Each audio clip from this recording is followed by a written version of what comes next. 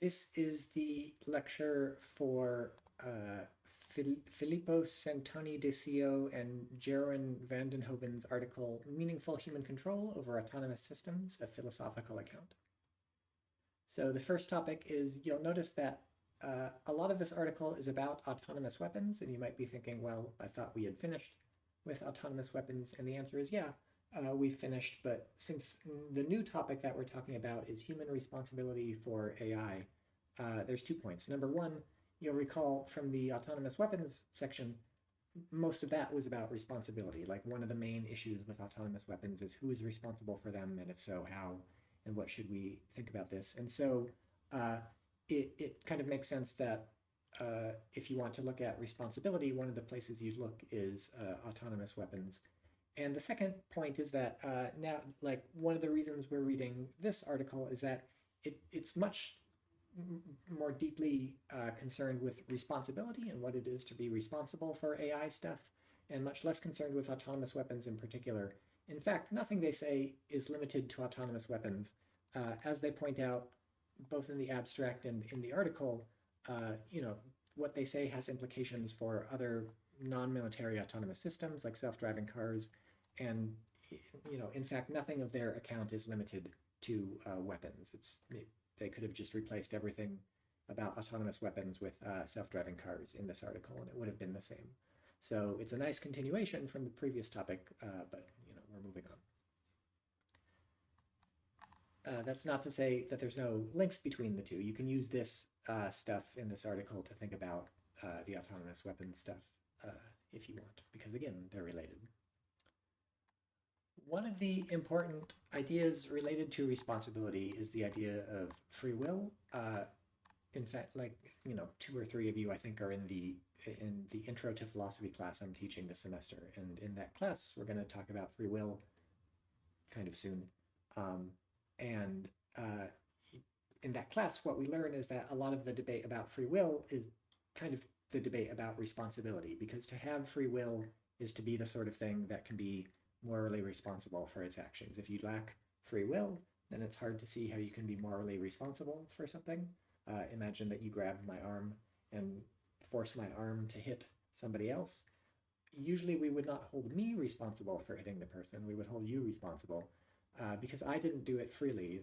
My free will was being compromised, whereas you made the choice to grab my arm and cause me to hit somebody. So free will and moral responsibility are kind of like 2 sides of the same coin.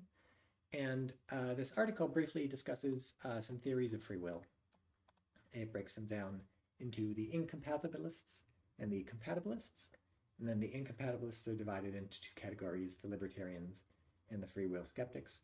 So the article explains this, but just to give a little bit of background, so the incompatibilists, some incompatibilists believe in free will, others do not believe in free will. The incompatibilists who believe in free will are the libertarians. The ones who do not are skeptics. And then the compatibilists believe in free will.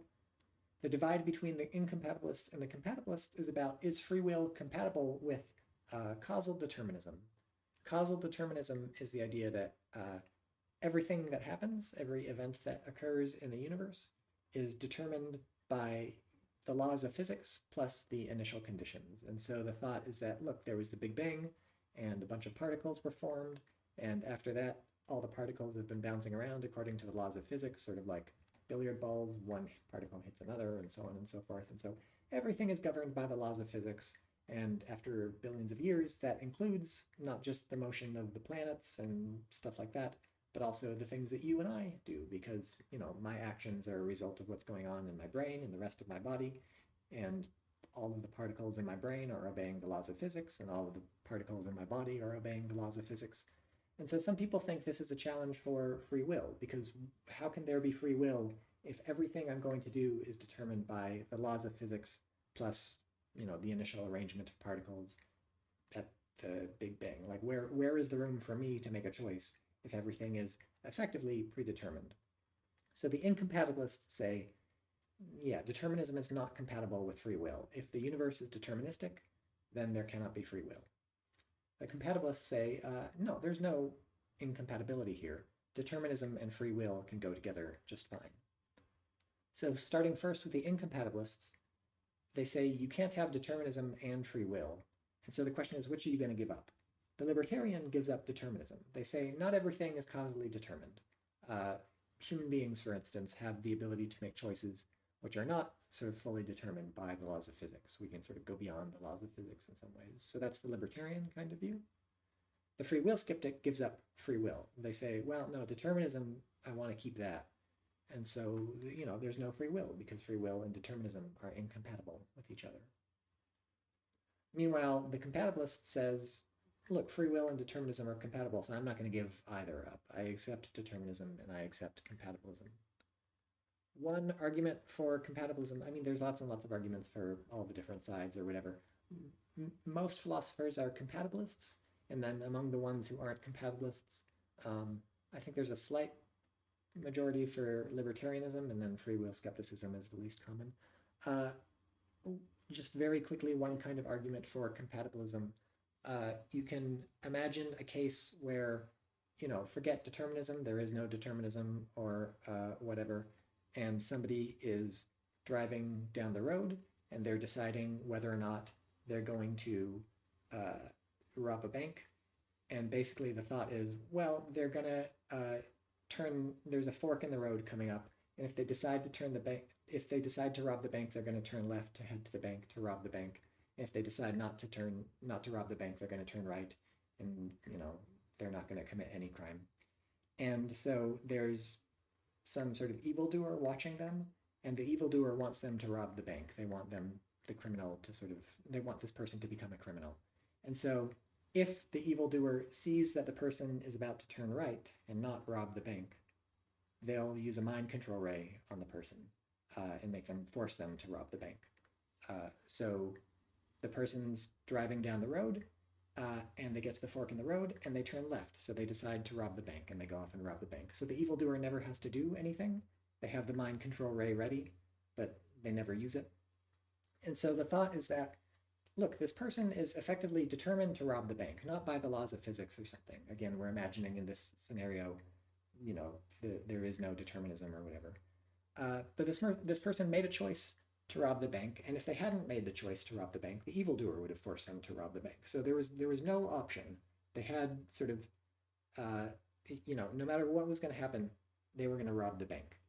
However, it does look like they freely chose to rob the bank. They were not mind controlled or whatever. They made their own choice. And so the thought is that, well, just because something is effectively predetermined, just because you're going to rob the bank no matter what, that doesn't mean you don't have free will. Free will is about making a choice without being forced into it or something. In this case, they made a choice without being mind controlled or anything. And so that was a free choice. And it's true that I told you, look, in this case, there was no, causal determinism or whatever. But the thought is that, look, even in a universe with causal determinism, it's the same sort of thing. What's the threat from causal determinism?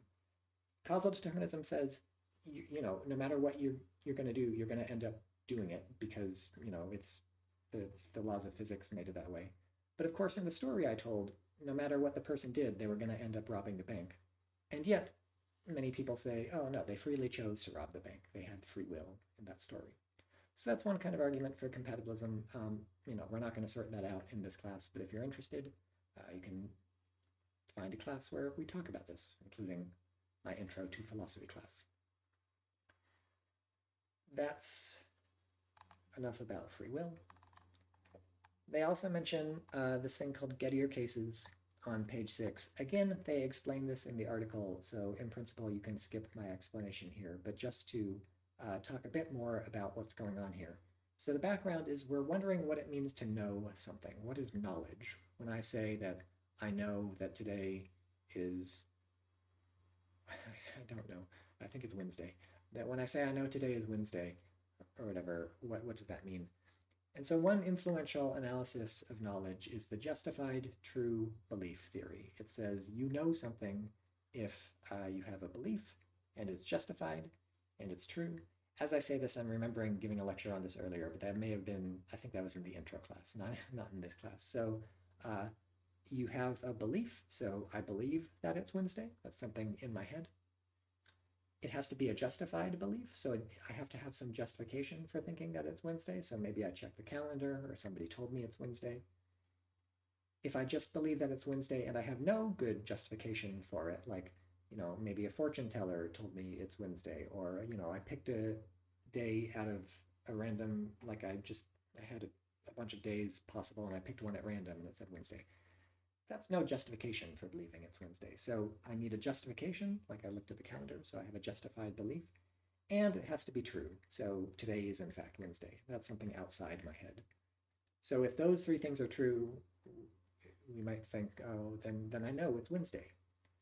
If one of those things is missing, then I don't have knowledge that it's Wednesday. So that's one analysis of knowledge. And one famous potential counterexample to this analysis of knowledge, a reason to think that this analysis is false, is what's known as a Gettier case. And a Gettier case is where you have justified true belief, but the thought is that, oh, you don't actually know that whatever. And so the simplest example is there's a stopped clock. So, the minute hand and the hour hand and the second hand and so on a clock go around, but this clock is actually broken, nothing is moving. So the hands are fixed at, whatever. Somebody does not know that the clock is broken. They look at the clock, and when they look at the clock, they form a belief about what time it is. So they say, oh, I look at the clock, and now I believe that it's 5 p.m. Their belief is justified because looking at a clock is a good way to acquire information about the time. And in fact, they got really lucky because it's a true belief. It actually is 5 o'clock. So the thought is, well, you have justification because you got it from a clock. You have a belief that it's 5 o'clock. And it is true. You happen to look at the stopped clock right at the moment that the clock happens to be correct. But lots of people say you don't actually know that it's 5 o'clock. Knowledge is something deeper than this. So that's one kind of puzzle in Gettier cases.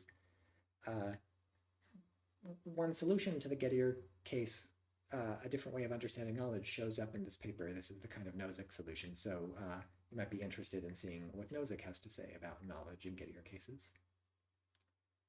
And finally, this part about tracing comes up on pages 8 through 9. And in fact, also some of the stuff near the end. There aren't questions about these on the reading quiz. Mostly it's because the reading quiz was getting kind of long. There were lots of questions, and so I just didn't want to put questions about these things on the quiz. That doesn't mean they're not important. Everything in the reading is always kind of important, and the tracing stuff is definitely important. So don't skim it or anything merely because there aren't any reading quiz questions. It's still just as important as the other stuff that the reading quiz does highlight.